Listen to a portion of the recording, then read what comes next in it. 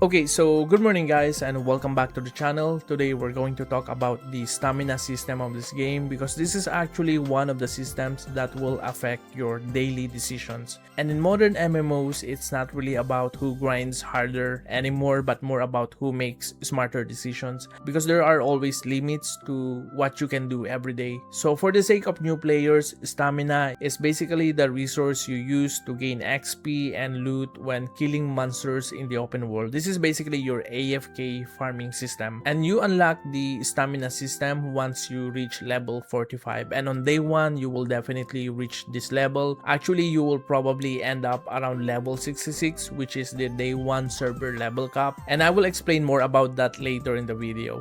So obviously this version of the game is actually much faster than the original one, and honestly I don't think this is just because it's CBT. I believe this is already the new direction of this game moving forward. But anyway guys, so far based on my experience on day 2 of CBT, there are actually 2 stamina systems that you need to watch. So let's start with the first one, the stamina you use when leveling. Originally, the stamina system of Ragnarok Origin in Korea before was time-based, but now they changed it to monster count-based, meaning every time you kill one monster, you consume 1 stamina. And honestly, for me, this is actually a good change because in this game, some classes are actually insane when it comes to farming. For example, there are classes that can kill maybe 30 monsters in 1 minute, while some classes can only kill around 5 to 10 monsters per minute. So instead of trying to balance every class around farming speed, they simply changed the stamina system. So right now, if you kill monster faster, you will just consume your stamina faster.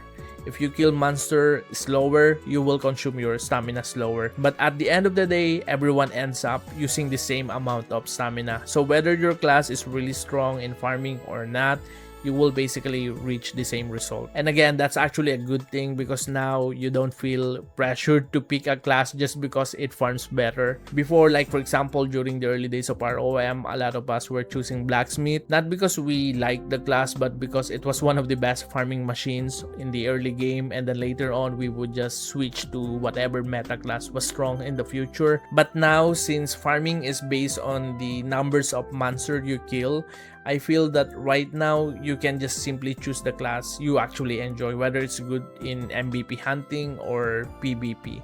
But anyway guys, this stamina reset daily around 5 AM server time. Now another system connected to stamina is something called the server level.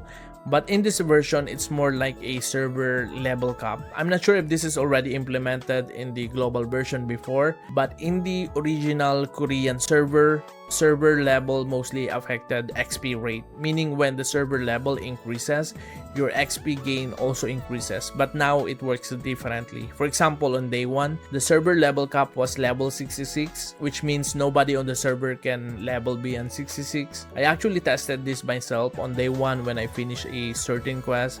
I received 2,266 job XP and 3,951 base XP. Then on day 2, when the server level cap increased to level 75 from level 66, I finished the same quest again on another character, and guess what?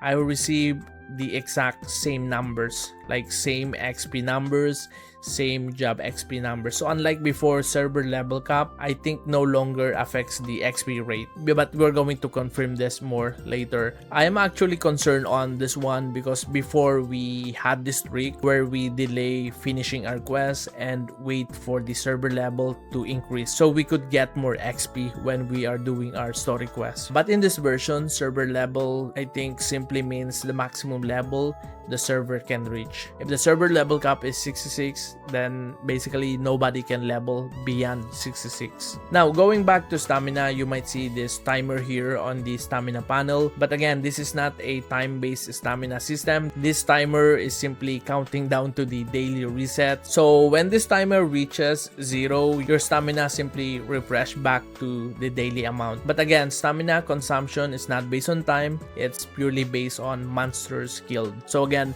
when choosing your class, I think you don't need to worry about which one farms better. Just choose the class that really fits your playstyle. Like if you want to tank in MVP, if you want to be a support, just choose whatever you want. Now going back to stamina again, one thing I noticed is that when you reach level 66 on day 1, you will actually still have a lot of stamina left. So I feel like if someone falls behind on leveling on day 1, they can still catch up easily. But this is where we move to the next system that you need to be aware, and also where I think I made my first mistake while playing. I'm not sure if this is a mistake or just a bug or not, but I'll explain it later in the video, so just keep watching guys. So for example, here on day 1, I already reached the maximum XP I can gain for the day for both base and job XP. For base XP, the total XP that I can gain is 147,800,000, and for job XP, the total XP that I can gain is 131,740,000. But at the same time, I still had 6,695 stamina remaining. So the question is, what happens to this leftover stamina? According to the system, this 6,695 stamina will be converted into something called Rest EXP, meaning you don't really lose your leftover stamina.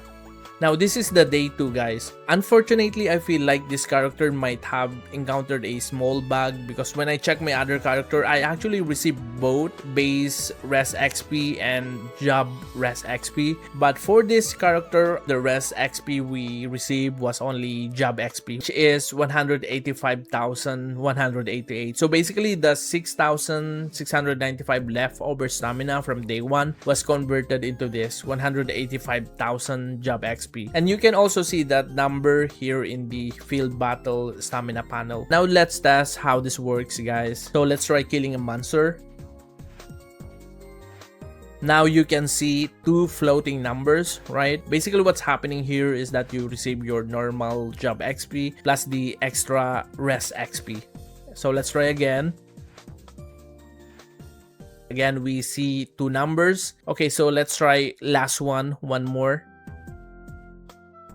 Now here you can clearly see only 1 number, and that is around 45k job XP, which probably means our Rest XP is already finished. And if we check the stamina panel again, we can confirm that the 185,000 Rest XP is now gone. So basically after killing just 3 monsters, that entire Rest XP pool, or basically the leftover stamina yesterday, was already consumed. So that's how this system works based on my actual experience here in CBT. But if you're also playing the CBT while watching this video, feel free to share your experience as well, because on my other character, I actually received more Rest XP. So I was thinking maybe I did something wrong, maybe I made a mistake, or maybe it's just a bug. So in our next video, we'll try to figure out the exact computation of this system. That's my goal, and that's actually very important because our decision making, especially in the early days, depends on understanding these numbers. But for now, just remember this: if you don't use your stamina today, it will be converted into Rest XP for the next day. However, Rest XP guys is only valid for 1 day. If you don't use it, it will be replaced by the new leftover stamina from the previous day. So basically missing 1 day of farming in the game is kind of fine because you still have this kind of grace period, but missing 2 days in a row is where you start losing value.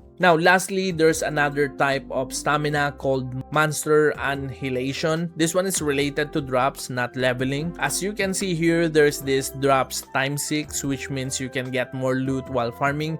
But the important thing to remember is that when you use this stamina, you will not gain XP. So this stamina is purely for item farming. And guys, you can get 7,200 of this stamina whenever you collect 100 of these fire icons, which are called blessing monsters. And you get this blessing monsters simply by doing your daily activities. So for example, here in our daily tab, our daily commissions give us 40, and then the demon treasure give us 20, and then the other activities give some as well. Now once you reach 100 of this fire or this blessing monsters, you receive the reward. And on top of that, you will get also your 7,200 Monster Annihilation stamina. And the good thing about this system is that you don't have to use it immediately or every day. You can actually store up to 50,400, which is around 7 days worth. Alright, so guys, that's what I can share for now based on my day 1 and day 2 journey here in CBT. And for those of you who don't have a CBT key, my goal during this CBT is to show you how the game actually works before it launches, so you can already start thinking about your strategy. And speaking of strategy, maybe in the next videos, once we see the full picture of the game, we'll talk more about that. Alright, so for now, that's it for today. If you want to stay updated on the systems and mechanics of this game with a lot of details just like this content, feel free to subscribe because we'll continue making more ROOC content just like this one. Alright, so guys, again, thank you very much, and as always, happy gaming.